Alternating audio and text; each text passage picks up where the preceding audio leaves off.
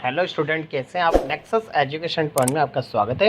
आज हम बात करने वाले हैं एमपीएससी 001 भारत और विश्व इग्नू यूनिवर्सिटी। टॉपिक है पश्चिमी एशिया और भारत के बीच संबंध बताइए। तो भारत के पश्चिमी एशिया के साथ संबंध पूछ लेता है।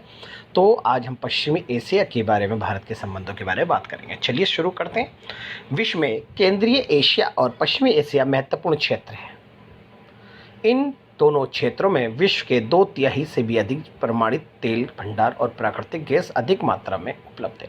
तो आपको पता ही है कि यह सबसे ज़्यादा पेट्रोल जो होता है खाड़ी के देशों में, यानी पश्चिमी एशिया के देशों के पास, जैसे कुवैत, इराक, फिलीपींस, इनके पास है।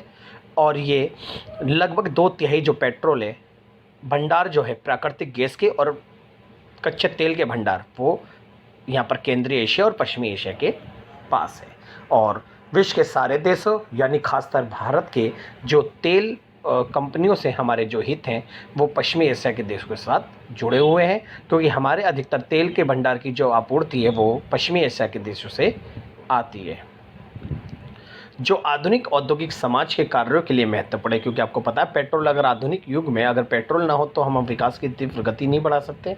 भारत की तेल खपत का लगभग 2/3 तेल इसी क्षेत्र से आता है। तो भारत के अंदर जो पेट्रोल है वो 2/3 यानी कुल का 2/3 तेल, हमारा प्रतिशत तेल यहीं से आता है और इसका आधे से भी ज़्यादा इसी क्षेत्र से आता है। भौगोलिक रूप से दोनों देश एशिया प्रमुख भूभाग को यूरोप और अफ्रीका से जोड़ते हैं और प्रमुख व्यापार मार्ग इन्हीं क्षेत्र से जुड़े हुए हैं। ऐतिहासिक रूप से ये उन लोगों और संस्कृतियों के लिए प्रवेश द्वार हैं जिन्होंने हमारी सभ्यता को काफ़ी गहराई तक प्रभावित किया है। तो आपको पता ही है कि यहाँ से हमारे जो हित हैं यानी कामगारों के हित, हमारे व्यापार के हित इन्हीं एशिया के देश है, क्योंकि अधिकतर हमारे यहाँ के जो लोग हैं नौकरी के तलाश में हम पश्चिमी एशिया जैसे कि सऊदी अरब, कुवैत, फिलीपींस जैसे देशों में व्यापार करने जाते हैं, यानी हमारे कामगार यहाँ पर अपने काम को अंजाम देते हैं। सामान्यतः वर्तमान पश्चिमी एशिया विश्व में सबसे परिवर्तनशील और संघर्ष पर संभावित क्षेत्र है। अतीत में ये 3 महान धर्मों, यानी अगर पश्चिमी एशिया की बात हो रही है यहाँ पर 3 महान धर्म है, यानी यहूदी, ईसाई और इस्लाम धर्म, और मानव इतिहास की कुछ महान सभ्यताओं के उद्भव का साझी रहा है। यहाँ से सबसे बड़ी बड़ी सभ्यताएं और यहाँ से पूरे विश्व का संचालन हुआ।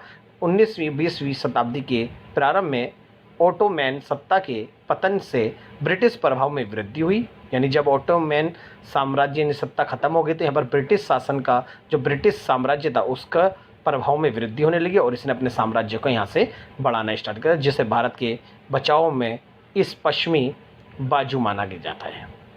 अतः भौगोलिक निकटता और ऐतिहासिक सांस्कृतिक संबंधों के साथ साथ वर्तमान सुरक्षा, सरोकार और आर्थिक हितों के कारण भारत के लिए पश्चिमी एशिया महत्व है और भारत के जो पश्चिमी एशिया के साथ बड़े घनिष्ठ संबंध पाए जाते हैं। अब बात करते हैं पश्चिमी एशिया और भारत के संबंध।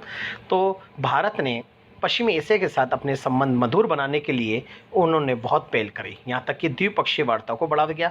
अब तक भारत की पश्चिमी एशियाई नीतियों ने बड़े पैमाने पर अपने द्विपक्षीय संबंधों को एक दूसरे से अलग रखने पर जोर दिया और भारत ने यहाँ से खुलकर व्यापार और इनसे तेल उत्पादन के क्षेत्र में अपने घनिष्ठ संबंध स्थापित किए। भारत का पश्चिमी एशिया के साथ व्यापार काफ़ी अच्छा है।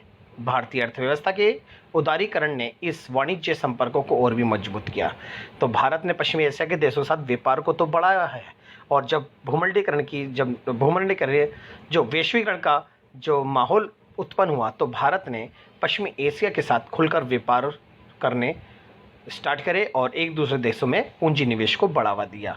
फिर थर्ड, फारस की खाड़ी और स्वेज नहर ऐसे मुख्य जलमार्ग हैं जिनके रास्ते भारत अधिकांश व्यापार किया जाता है। तो यहाँ पर फारस की खाड़ी और स्वेज नहर के जो जलमार्ग है, रास्ता जो है जल का, तो इससे भारत का खुल के यहाँ से व्यापार किया जाता है। जो अगर देखें व्यापार तो हर चीज़ से किया जाता है, लेकिन यहाँ अधिकांश जो व्यापार है वो जल मार्गों से माध्यम के किया जाता है, जिससे पश्चिमी एशिया के देश और भारत के बीच जो दूरियाँ थी वो कम हो पाई है जल मार्गों के माध्यम से। हवाई यात्रा और परिवहन के युग में पश्चिम की ओर जाने वाली विभिन्न सेवा के संदर्भ में पश्चिमी एशिया भारत की अभिन्न कड़ी बन चुका है। और आपको पता है एयरफोर्स के आधार पर और हवाई जहाज़ों के माध्यम से सारे जो दक्षिण पूर्व एशिया में भी जो भी वो आते हैं तो भारत से होकर, और भारत का जो हवाई जहाज़ और बहुत सारे परिवहन के युग में तो भारत का इन पश्चिमी देशों से खुलकर व्यापार को बढ़ावा दिया है। भारत के इस क्षेत्र से अत्यधिक आयात के मद्देनज़र भारत के आर्थिक पहलू के लिए उचित कीमतों पर तेल की निरंतरता की आपूर्ति महत्वपूर्ण है। यहाँ पर जो पश्चिमी एशिया से जो तेल कीमतें, जो तेल आता है पेट्रोल, वो उसकी खपत सबसे ज़्यादा भारत की इन पश्चिमी एशिया के देशों से है और भारत जो है तेल उत्पादन में इन पश्चिमी देशों के ऊपर आत्मनिर्भर है। फिर नेक्स्ट है, खाड़ी देशों में 30,50,000 से भी अधिक भारतीय प्रवासी कामगार हैं। उनका वार्षिक धन प्रेषण कुछ थोड़े से बिलियन डॉलर राशि के बराबर है। तो भारत के अगर हम बात करें, खाड़ी के देशों में जो भारत के जो बड़े बड़े जो कामगार प्रवासी यहाँ से लोग यहाँ से काम करने जो पश्चिमी देशों में गए हैं, वहाँ का जो हम डाटा देखें तो 30,50,000 से भी ज़्यादा अधिक भारतीय प्रवासी वहाँ पर काम कर रहे हैं, जिससे भारत की और पश्चिमी एशिया के देशों के साथ संबंध जुड़े हैं। और फिर है लास्ट है, स्वतंत्रता के बाद भारत में गुटनिरपेक्षता की नीति के अंतर्गत पश्चिमी एशिया के उन देशों की ओर दोस्ती का हाथ बढ़ाया है जो विरोधी सैनिक गुटों में शामिल होने के लिए शीत युद्ध के दबाव का प्रतिरोध कर रहे थे। तो भारत ने स्वतंत्रता की बात करें तो ऐसे बहुत सारे ऐसे पश्चिमी एशिया के देश थे जो कि शीत युद्ध के प्रभाव से बचना चाहते थे और अमेरिका और सोवियत संघ के गुट में नहीं जाना चाहते थे। तो भारत ने गुटनिरपेक्षता की नीति के माध्यम से उन देशों के साथ अपने संबंध मधुर करे और उन पश्चिमी एशिया के देशों को गुटनिरपेक्षता की सदस्यता ग्रहण कराई, जिसके कारण पश्चिमी एशिया के साथ भारत के जो मधुर संबंध थे वो बहुत ही घनिष्ठ रूप से प्रेजेंट हुए। तो ये हमारा जो था, ये हमारा पश्चिमी एशिया और भारत के संबंध था। इससे बहुत अच्छे से टॉपिक को कर लीजिएगा। अगर हमारी वीडियो पसंद आई हो तो हमारे चैनल को सब्सक्राइब करें, लाइक कमेंट शेयर करना ना भूलें।